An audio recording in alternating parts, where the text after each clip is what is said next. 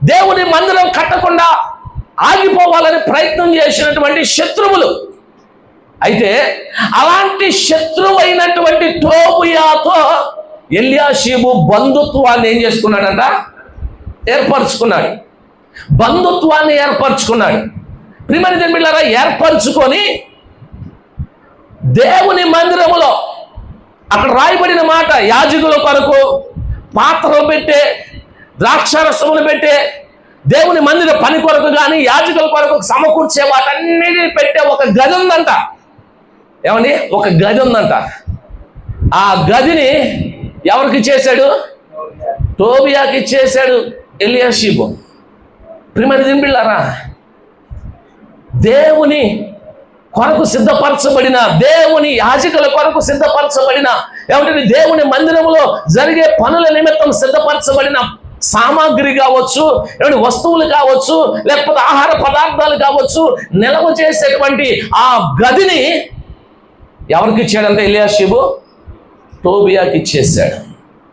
ఈరోజు మనము చాలా జాగ్రత్తగా కొద్ది నిమిషాలు దేవుని మాటలు విందాం. ప్రియ దేవుని బిడ్డ, ఎల్యాషీబు నీవు నేనే అనుకుందాం. ఏమండి? ఎల్యాషీబు నీవు నేనే అనుకుందాం. గది మన హృదయమే అనుకుందాం. గది ఏంటంట? చెప్పాలి. ఏంటది? మన హృదయమే అనుకుందాం. ఈ హృదయం అనే గదిలో ఎవరికి స్థానం ఉండాలి? చెప్పాలి. ఎవరికి స్థానం ఉండాలి? దేవునికి మాత్రమే ఏమని ఉండాలంట? స్థానం ఉండాలి. కానీ ఈ గదిలోనికి టోబియా కూడా వచ్చి చేరాడు. టోబియా కూడా వచ్చి చేరాడు. రే దేవుని బిడ్డలారా, ఈరోజు వాక్యం ద్వారా పరిశుద్ధ ఆత్మదేవుడు మనతో మాట్లాడుతున్నాడు. నువ్వు చాలా భయభక్తులు కలిగిన దానివే. నువ్వు దేవుడు అంటే ఎంతో ప్రేమ కలిగిన దానివే. చాలా చక్కటి ఆత్మీయ జీవితాన్ని కలిగిన దానివే. ఎల్యాషీబు కూడా ప్రధాన యాజకుడు, గొర్రెల గుమ్మాన్ని కట్టినటువంటి వాడు, దేవుని పనిని జరిగించిన వాడు, భయపడకుండా దేవుని కొరకు నిలబడినటువంటి వాడు. ప్రియమైన దేవుని బిడ్డలారా, కానీ చివరికి అతని జీవితంలో చూస్తే ఒక లోపం, ఏమంటే ఒక బలహీనత మనం ఏం చేస్తున్నామంటండి? చూడగలుగుతూ ఉన్నాం. అదేమిటయ్యా అంటే టోబియా కొరకు ఒక గదిని చేశాడు. టోబియా కొరకు ఏం చేశాడంట? ఒక గదిని చేశాడు. ప్రియ దేవుని బిడ్డ, ఈరోజు వాక్యం వింటున్న ప్రతి ఒక్కరు కూడా గ్రహించవలసినటువంటి విషయాలు నేను మరలా చెబుతున్నాను. గది అంటే ఏంటంట? మన హృదయము. నా వైపు చూడండి. అందరూ వచ్చేవాళ్ళు కూర్చుంటారు చక్కగా, మీరు దానికి ఏమీ ఇబ్బంది పడే అవసరం లేదు. నా వైపు చూడండి. మిగిలిన వారం కింద కూర్చోగలిగిన వాళ్ళు కింద కూర్చోండి, చైర్స్లో కూర్చోగలిగిన వారు చైర్స్లో కూర్చోండి. ఇంకా అక్కడ 2 చైర్స్ ఉన్నాయి కదా.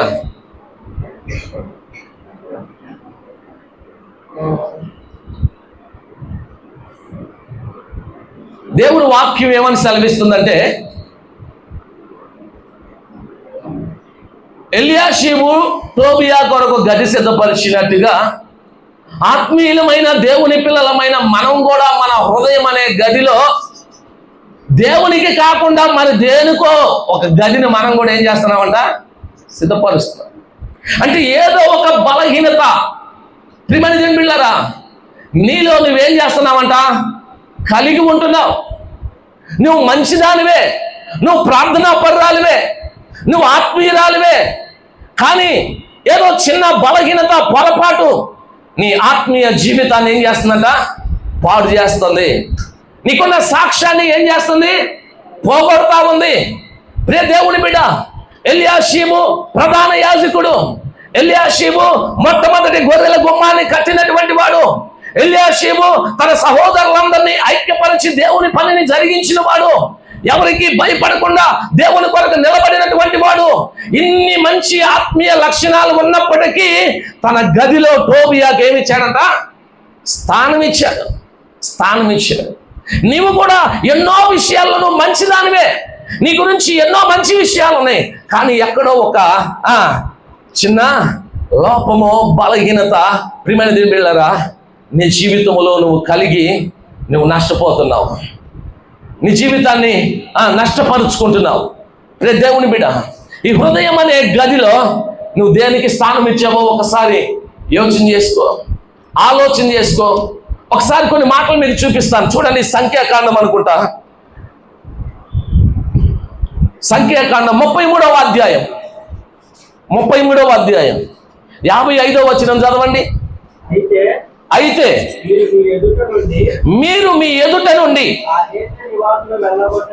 ఆ దేశ నివాసులను వెళ్ళగొట్టని ఎడల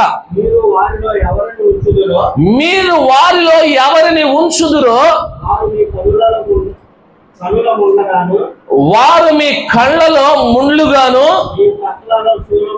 మీ ప్రక్కలలో శూలములుగాను ఉండి ఆ దేశములో మిమ్మల్ని ఏం చేస్తారంట? బాధ పెడతారు. ఇది దేవుడు ఇశ్రాయేలు ప్రజలతో చెప్పినటువంటి మాట. ఐగుప్తులో నుండి మోషే ద్వారా ఇశ్రాయేలు ప్రజల్ని విడిపించి ఎర్ర సముద్రము దాటించి దేవుడు కనానుకు నడిపించిన ఆ కాలంలో, కనానుకు ఇశ్రాయేలు ప్రజలు చేరిన తర్వాత దేవుడు చెప్తున్నాడు, కనాను దేశములో 7 జాతుల వారు నివసిస్తూ ఉన్నారు, విగ్రహారాధికులు అన్యులు నివసిస్తున్నారు. ఆ 7 జాతుల వారిని మీరు ఓడించి వారిని వెళ్ళగొట్టి ఆ కనానును మీరు ఏం చేయాలంటే స్వాధీనము చేసుకోవాలి. ఒకవేళ ఎవరినైనా మీరు వెళ్ళగొట్టకపోతే,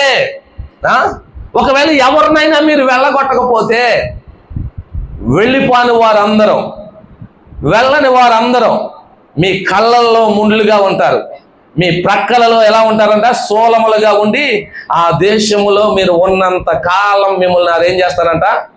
బాధపరుస్తూనే ఉంటారు. ప్రియమైన దేవుని బిడ్డలారా, ఈరోజు దేవుడు మనతో మాట్లాడుతున్న మాటలు కూడా ఇదే. మనం ఎవరినైతే వెళ్ళగొట్టకుండా మన హృదయంలో ఉంచుతామో, ఏ పాపమునైతే వెళ్ళగొట్టకుండా ఇంకా హృదయం అనే గదిలో ఉంచుతామో, ఆ పాపము ఏమిటండి? మనకు ముండ్లుగా, మన ప్రక్కల్లో శూలంగా, అది మన జీవిత కాలం అంతా కూడా మనల్ని ఏం చేస్తుందంట? బాధపరుస్తుంది అని దేవుని వాక్యము సెలవిస్తూ ఉంది. రే దేవుని బిడ్డ, ఎల్యాషీబు ఎన్ని మంచి పనులు చేసినా, ఎంత మంచివాడైనా, ఎంత గొప్ప ప్రధాన యాజకుడైనా టోబియాకి స్థానం ఇచ్చాడు. తన టోబియా కొరకు ఒక గదిని ఏం చేశాడంట? సిద్ధపరిచాడు. ప్రియ దేవుని బిడ్డ, ఈరోజు దేవుడు నీతో నాతో మాట్లాడుతూ ఉన్నాడు. మన హృదయం అనే గదిలో ప్రియమైన దేవుని బిడ్డలారా, దేవునికి మాత్రమే స్థానం ఉండాలి. అయితే దేవునికి కాకుండా మరి దేనికి నీ హృదయంలో స్థానం ఉన్నా ప్రియమైన దేవుని బిడ్డలారా, నువ్వు ఆత్మీయ జీవితంలో నష్టపోతావని దేవుని వాక్యం స్పష్టంగా తెలియజేస్తుంది. ఈరోజు దేవుడు నీతోనే మాట్లాడుతున్నాడు. నీ హృదయం అనే గదిలో ఏ టోబియా ఉన్నాడు? ఏ టోబియా ఉన్నాడు? దేనికి నువ్వు స్థానం ఇస్తున్నావు? ఏ పాపానికి నువ్వు స్థానం ఇస్తున్నావు? ఏ కార్యములు దేవునికి అయిష్టమైన కార్యాలకు నువ్వు స్థానం ఇస్తున్నావు? కొందరు అన్నీ బాగుంటాయి, కానీ నోరు తెరిస్తే ఎప్పుడు అబద్ధాలు చెబుతూ ఉంటారు. కొన్ని అన్నీ బాగుంటాయి, ఏమిటండి? ఊరకనే కోపము ఏమైందంటండి? ఊరకనే ఏ కారణం లేకుండా నిష్కారణంగానే కోపము వచ్చేస్తూ ఉంటుంది కొంతమందికి. నీ జీవితంలో అన్నీ బాగుంటాయి. ప్రియమైన దేవుని బిడ్డలారా, కొన్ని విషయాల్లో నువ్వు బలహీనంగా ఉండిపోయావు. దేవునికి అయిష్టమైనవి నీ హృదయంలో ఉండిపోయినాయి. కొందరు అన్నీ బాగుంటాయి, ఇంకా లోకాన్ని ఏం చేస్తూ ఉంటారంట? ప్రేమిస్తూనే ఉంటారు. అన్నీ బాగుగా చేస్తూ ఉంటారు, కానీ లోక సంబంధమైన స్నేహాలను ఏం చేయరంట? కొందరు విడిచిపెట్టరు. ప్రియమైన దేవుని బిడ్డలారా, కొందరు పాపాన్ని ఏం చేయరంట? విడిచిపెట్టరు. నీతి కలిగి ఉండరు. ఇతరులను మోసం చేసేవారుగా, కపటముగా ప్రవర్తించేవారుగా, ఇలా చాలామంది. ఒకవేళ ఈరోజు పరిశుద్ధాత్మ దేవుడు మనతో మాట్లాడుతుండగా మనలో ఏమున్నాయో ఒకసారి చూసుకోవాలి. వాటిని మనం ఏం చేయాలంట? వెళ్ళగొట్టాలి. మనం ఏం చేయాలి? వెళ్ళగొట్టాలి. దేవుని బిడ్డలారా, నెహెమ్యా ఏం చేశాడో తెలుసా? ఎల్యాషీబు టోబియాకి గరిచ్చాడని ఆయన అప్పటికి ఎక్కడికి వెళ్ళాడు తెలుసా? మరలా శోషాను కోటకి వెళ్ళాడు. వెళ్ళి తన పని చేసుకొని మరలా తిరిగి వచ్చేపాటికి, అయ్యా ఇదిగో యాజకుడైన ఎల్యాషీబు గారు పలానా టోబియాకి గది ఇచ్చాడంటే, టోబియాని నెహెమ్యా ఆ గదిలో ఉండకుండా తరిమి ఏం చేశాడంట? కొట్టాడు. పారిపోయాడు టోబియా, ఆ గదిని విడిచిపెట్టేసి. అసలు ఎంత అది ఎలాంటి కార్యం అంటే, ఎల్యాషీబు చేసింది దేవుని కొరకు నిర్ణయించబడిన గదిని ఎవరికి ఇచ్చాడని? టోబియాకి ఇచ్చాడు. నీ హృదయాన్ని ఈరోజు అపవాదికి ఇస్తా ఉన్నావా? ఈ హృదయం ప్రియమైన పిల్లరా, దేవుడు నిర్మించింది, దేవుడు నివసించే గదిది, దేవుని కొరకు మాత్రమే ఉంచబడిన గది. అందుకని దేవుడు ఏమన్నాడు సామెతల గ్రంథంలో? నా కుమారుడా నీ హృదయాన్ని ఏం చేయమన్నాడు? ఎవరికి ఇమ్మన్నాడండి? ఆయనకి ఇమ్మన్నాడు. కానీ నువ్వు వాక్యాన్ని పక్కన పెట్టేసి ఆయనకి ఇవ్వకుండా ఎవరికో దేనికో నీ హృదయాన్ని ఇచ్చేస్తున్నావు. నీ హృదయంలో దేవునికి అయిష్టమైనవి ఏమంటే ఉంటా ఉన్నాయి. నీ హృదయంలో ప్రియమైన దేవుని దుఃఖపరిచయమని నీ హృదయంలో చేర్చుకుంటున్నావు. దేవుని బాధ పెట్టే విషయాలన్నిటికీ నీ హృదయంలో స్థలం ఇస్తా ఉన్నావు. చివరికి దేవునికి స్థలం లేకుండా పోతుంది నీ హృదయంలో. ఏమంటండి? లోక సంబంధమైన పాప సంబంధమైన వాటన్నిటితో నీ హృదయం నింపబడి దేవునికి కూడా స్థానం లేకుండా పోతా ఉంది. అయితే ఈరోజు నెహెమ్యా ఎల్యాషీబు టోబియాకి ఇచ్చిన గదిలో నుండి టోబియాని తరిమినట్టుగా ఈరోజు నీవు కూడా నీ హృదయం అనే గదిలో ఉన్నటువంటి దేవునికి అయిష్టమైన వాటన్నిటిని ఏం చేయాలంటే నువ్వు తరమాలి. అంటే తొలగించుకోవాలి, తీసివేసుకోవాలి, ప్రార్థించాలి. ప్రియమైన బిడ్డలారా, నీ హృదయంలో దేవునికి అయిష్టమైన వాటన్నిటిని నువ్వు తొలగించుకోవడానికి ఏం చేయాలంటే ప్రయత్నం చేయాలి. ఒకవేళ దేనినైనా నువ్వు ఉండనిచ్చావా? ఏ చిన్న పాపమనైనా ఉండనిచ్చావా? చాలా మంది పెద్దలు చెప్తా ఉంటారు, చిన్న పామునైనా దేనితో కొట్టాలి? పెద్ద కర్రతో కొట్టాలంటారు.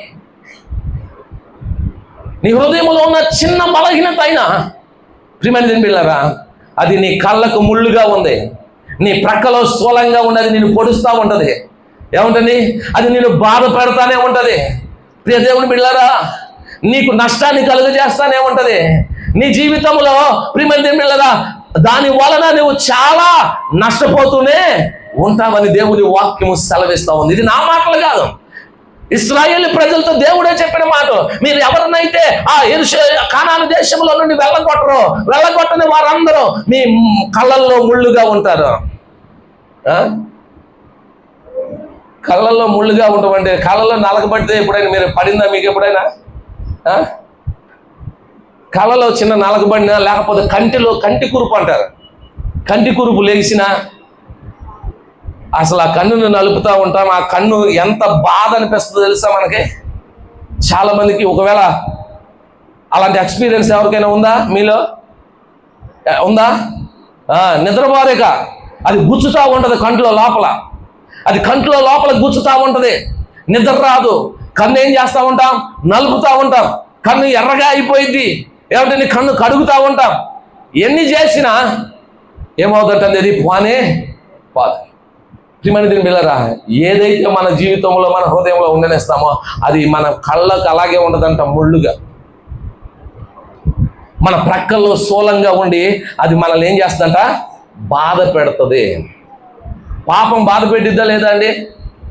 పాపం మనిషికి అవమానం తీసుకొస్తుందా లేదా? ప్రియమైన బిడ్డలారా, పాపం మనిషికి అవమానం తీసుకొస్తుంది, పాపం మనిషిని బాధ పెడుతుంది. ప్రియమైన బిడ్డలారా, నీ కోపం నీకు నష్టాన్ని కలిగజేసింది. నువ్వు చెప్పే అబద్ధాలు నీ జీవితానికి నష్టం.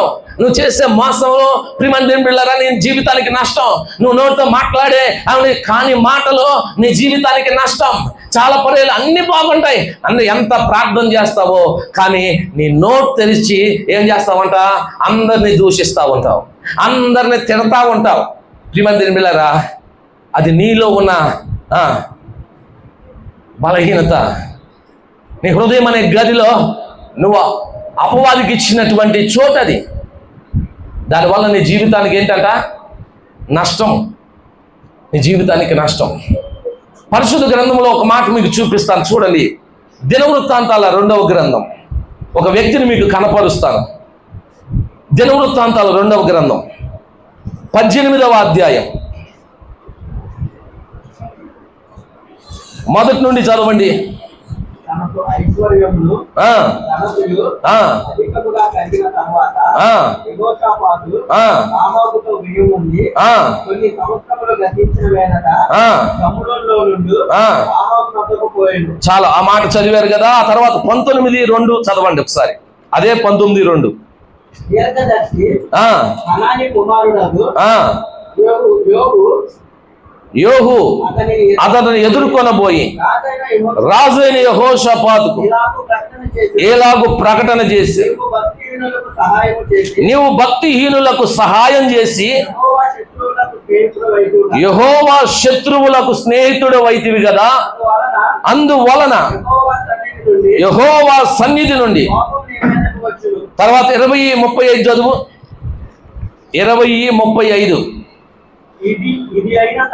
ఇది అయిన తరువాత యూదా రాజైన యెహోషాపాతు మిక్కిలి దుర్మార్గముగా ప్రవర్తించిన ఇశ్రాయేలు రాజైన అహజ్యాతో స్నేహము. ఎందుకు మీ 3 మాటలు మీకు చదివించానంటే, యెహోషాపాతు దావీదులో నుండి యూదా వారిని పరిపాలించటానికి వచ్చినటువంటి యెహోషాపాతు. మీకు కొన్ని మాటలు చక్కగా చెప్తాను.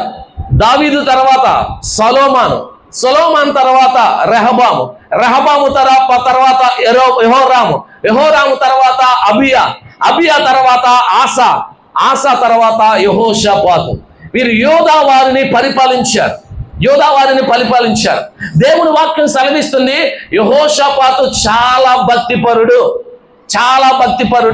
ఒకానొక సందర్భంలో ప్రియమైన దేవులారా, ఇశ్రాయేలు రాజు యెహోషాపాతును తీసుకొని ఎలీషా ఎదుట నిలబడితే ఎలీషా అన్నాడు, యెహోషాపాతును నేను లక్ష్యము చేయని ఎడల నిన్ను చూడటానికి కూడా నేను బయటకు వచ్చేవాడిని కాదని ఇశ్రాయేలు రాజుతో ఏం చేశాడంట, మాట్లాడాడు. అంటే యెహోషాపాతు అంతగా దేవుని యందు భయభక్తులు కలిగినటువంటి వాడు, మంచి ప్రార్థనాపరుడు.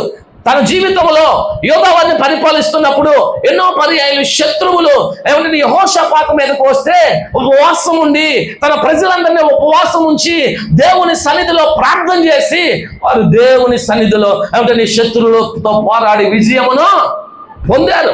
ప్రియమైన దేవులారా, గొప్ప సాక్ష్యం యెహోషాపాతుకున్నది, గొప్ప ఆత్మీయ జీవితం యెహోషాపాతుకున్నది. కానీ అతడు ఎన్నో మంచి క్రియలు ఉన్నాయి కానీ అతని జీవితంలో మనం గమనించినట్లయితే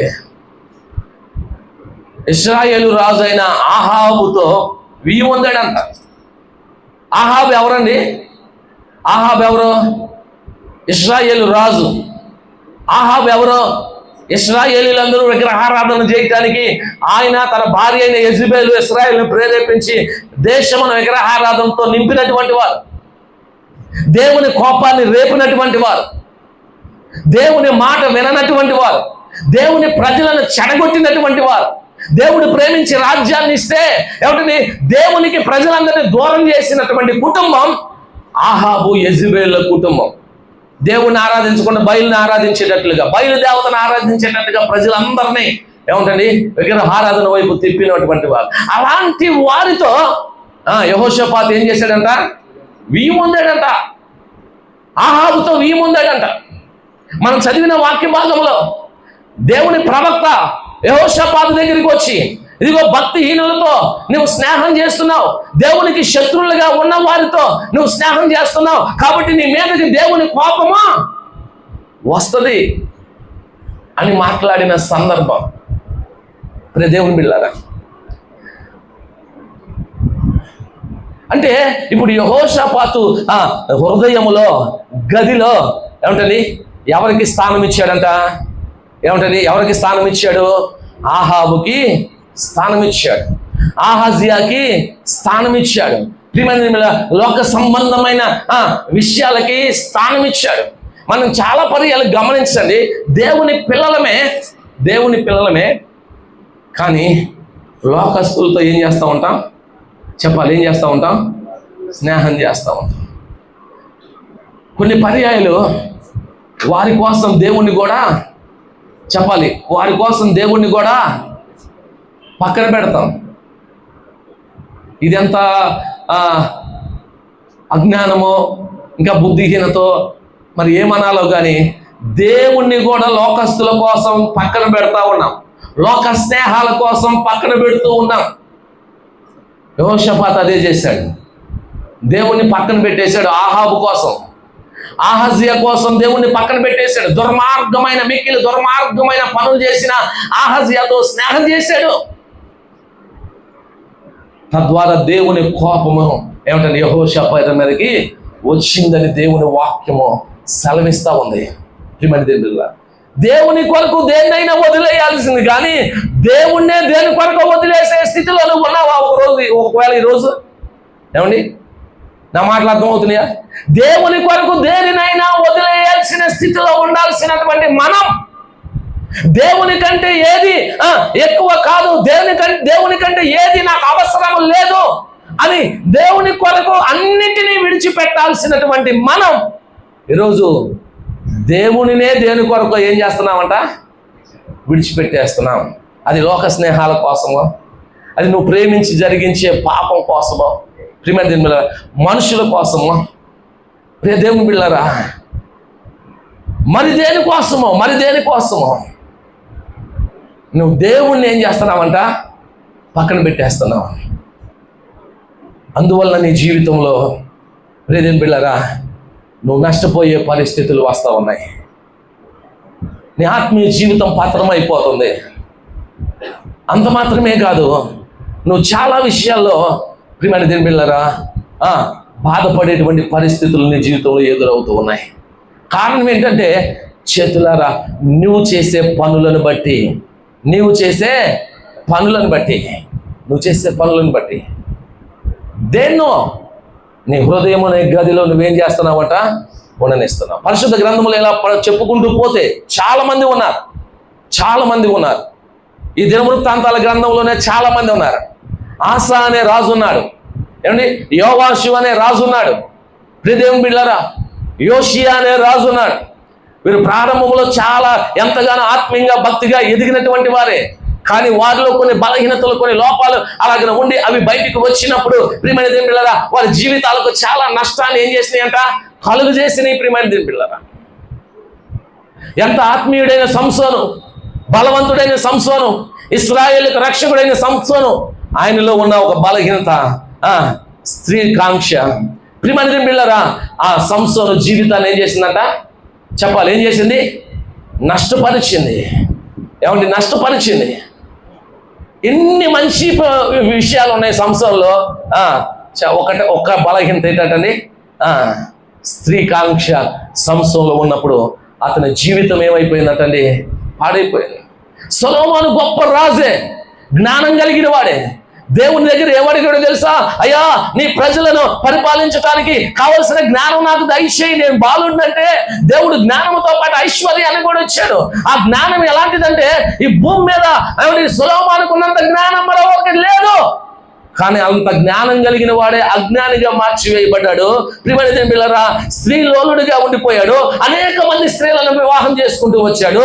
దేవుని ఎరిగిన వారినే కాదు, అన్యులైన స్త్రీలను కూడా వివాహం చేసుకొని వారి ద్వారా జీవము గల దేవుని విడిచిపెట్టి విగ్రహారాధనతో ఏమయ్యాడంట? త్రిప్పబడ్డాడు. తద్వారా సొలొమోను ఎంత నష్టపోయాడు. దేవుని బిడ్డ, ఈరోజు వాక్యం ద్వారా దేవుడు మనతో మాట్లాడుతున్నటువంటి విషయాలు, నువ్వు ఆత్మీయురాలువే, నువ్వు దేవుని బిడ్డవే. అయితే ఈరోజు చెప్పబడిన మాటల ప్రకారం ఎల్యాషీబు టోబియాకు ఒక గది సిద్ధపరిచినట్టుగా ఈరోజు నీ హృదయంలో కూడా దేవునికి కాకుండా మరి దేనికైనా స్థానం ఉందా? నీలో ఇంకా ఏమైనా బలహీనతలు ఉన్నాయా? నీలో ఇంకా ఏమైనా లోపాలు ఉన్నాయా? నువ్వు సరి చేసుకోవాల్సిన విషయాలు ఏమైనా ఉన్నాయా?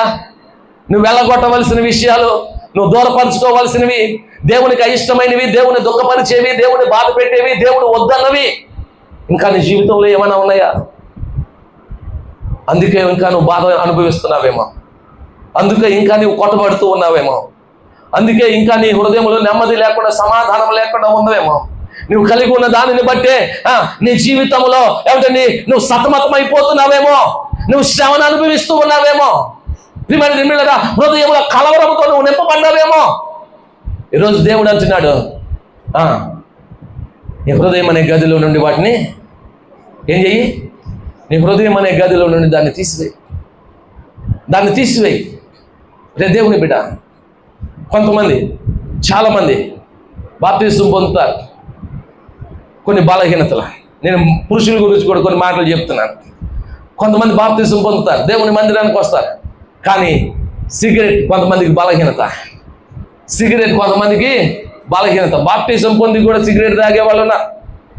బాప్తిసం పొంది కూడా మందు తాగే వాళ్ళు ఉన్నారు. బాప్తిసం పొంది కూడా పాస్టర్ గారికి సంఘానికి తెలియకుండా పాన్పరాగులు తినేవాళ్ళు ఉన్నారు.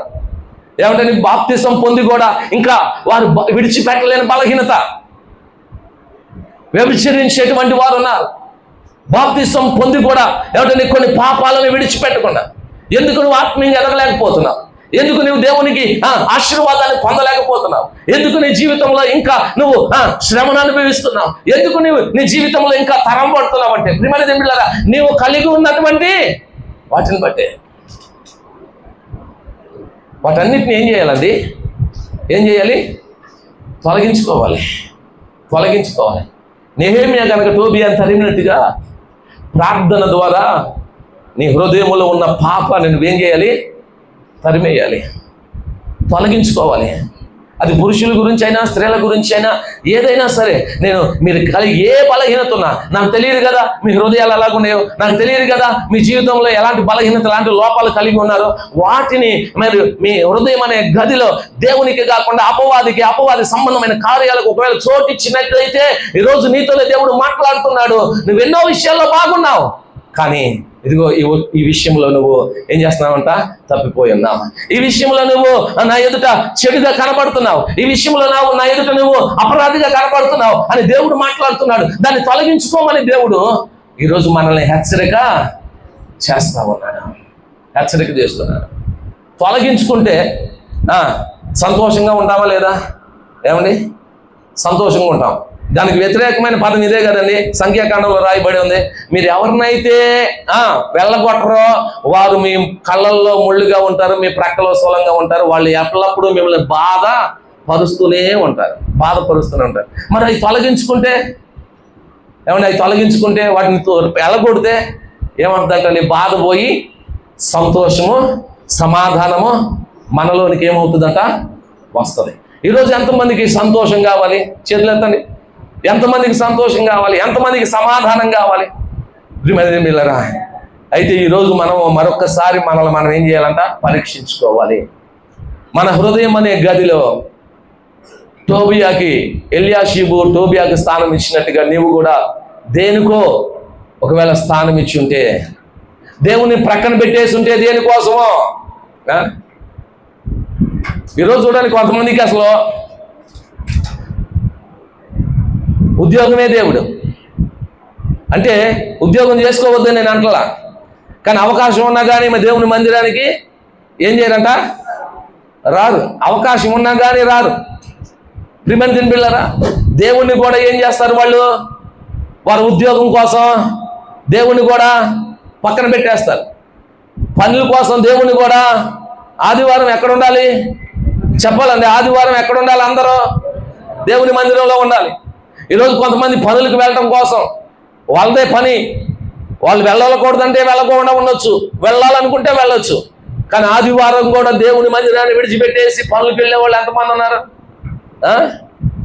ఎంతమంది ఉన్నారు? దేవుని బిడ్డలారా, ఇలా ఎన్నో. నీ జీవితంలో ఏదుందో నాకు తెలియదు, నీకు అడ్డుగా. నీ జీవితంలో ఏదుందో, నీ హృదయం అనే గదిలో దేవుణ్ణి ఆయాస పెట్టేది, దేవుణ్ణి దుఃఖపరిచేది ఏదుందో నాకు తెలియదు. అయితే దేవుడు అంటున్నాడు, ఈరోజు దాన్ని నువ్వేం చేయాలి? విడిచిపెట్టాలి, వెళ్ళగొట్టాలి. అప్పుడే నీకు నెమ్మది, అప్పుడే నీకు సమాధానం, అప్పుడే నీకు సంతోషం. అంతవరకు నువ్వు బాధపరచబడుతూనే ఉంటావు. నీలో ఉన్న ఆ పాపం నువ్వు బాధకు గురి చేస్తూనే ఉంటుంది. నీలో ఉన్న ఆ లోపం నిన్ను బాధకు గురి చేస్తూనే ఉంటుంది. నీలో ఉన్న ఆ కోపం నీకు నష్టాన్ని తెస్తానే ఉంటుంది. నువ్వు ఆడే అబద్ధాలు నీ జీవితానికి నష్టాన్ని తీసుకొని వస్తానే ఉంటాయి. అదే బలహీనత అయినా దానివల్ల నష్టమా కాదా మనకి? ఎన్ని పర్యాలు నిలబడుతుంది తన కోపమే చెప్పండి. వాక్యం తెలియకపోయినా ఇలాంటివన్నీ తెలియాలి కదా. తన కోపమే తన శత్రువు అని. కోపం ఎప్పుడు మనకేంటంట? శత్రువే. కోపం వల్ల ఎంతమంది నష్టపోతా ఉన్నారు? ఏమంటే ఊరికి నిష్కారణంగా కోపం తెచ్చుకొని బీపీలు తెచ్చుకునే వాళ్ళు ఎంతమంది, బ్లడ్ ప్రెషర్ పెంచుకునే వాళ్ళు ఎంతమంది, ఆరోగ్యాన్ని పాడు చేసుకునే వాళ్ళు ఎంతమంది, ఇతరులను దూషించే వాళ్ళు ఎంతమంది, చేయి చేసుకునే వాళ్ళు ఎంతమంది, కొట్టే వాళ్ళు ఎంతమంది, సమాధానాన్ని పోగొట్టుకునే వాళ్ళు ఎంతమందిని చూస్తున్నారు, బంధాలను తెంచివేసుకునే వాళ్ళు ఎంతమంది. ఇది కోపం వలన వచ్చే ఎన్నో సమస్యలు. ఏమంటండి? కోపం వలన వచ్చే ఎన్నో సమస్యలు. ఎన్ని బంధాలు తెలిపోవట్లేదని కోపాల వల్ల. ఎంత మంచివారైనా ఏమంటండి ఆ బంధం ఏమైపోతుంది? తొలగిపోవటం లేదా కోపం వలన? మాట్లాడే మాటల వలన కుటుంబాలు చిన్నాభిన్నం అయిపోవటం లేదా? సమస్యలు తెచ్చుకోవట్లేదా? దూషించట్లేదా? కొడతలేదా? వీటన్నిటికి కారణం ఏంటి? మనిషిలో ఉన్న కోపం. ఒకవేళ ఈరోజు నీదిలోనే అదే ఉందా? నీ హృదయం అనే గదిలో కోపం ఉందా? అయితే దాన్ని ఏం చేయాలంట? చెప్పాలి. దాన్ని ఏం చేయాలి? తీసివేసుకోవాలి. ఏదైనా సరే ఈరోజు దేవుడు మనతో మాట్లాడుతున్నాడు. మూల వాక్యంలో మనం చదివినట్టుగా ఎలియాషీబ్ అంట దేవుని ప్రజల కొరకు, దేవుని సేవకుల కొరకు, లేదంటే దేవుని మందిరంలో వాడటం కొరకు నియమించబడిన ఆ గదినంట ఎవరికి ఇచ్చాడంట? శత్రువైన టోబియాకి ఇచ్చాడంట. ఈరోజు ఈ హృదయం అనే గది ఎవరిదే? దేవునిది. ఈ గదిని నువ్వు ఎవరికి ఇస్తున్నావు? దేవునికి ఇస్తున్నావా, లేకపోతే టోబియాకి అంటే అపవాది సంబంధమైన కార్యాలకు ఇస్తున్నావా? దేనికి ఇస్తున్నావు? ఒకసారి యోచన చేసుకో. నీ హృదయం అనే గది దేంతో నింపబడి ఉంది? సద్విషయములతో నింపబడిందా? దుర్విషయములతో నింపబడిందా?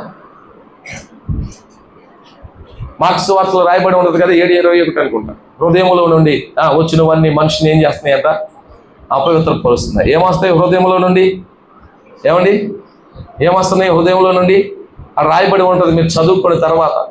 హృదయంలో నుండి వచ్చేవన్నీ కూడా మనిషిని ఏం చేస్తున్నాయి అంట?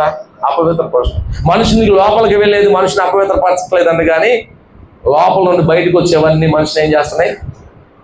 ఇవే కోపము, ద్వేషము, అసూయ, మత్సరములు, భేదములు, విమతలు, కక్షలు, కార్పణ్యములు, ఏమంటే జారత్వం, వ్యభిచారం, మత్సరములు, ఇవన్నీ హృదయములో నుండి వచ్చి మనిషిని ఏం చేస్తున్నాయి?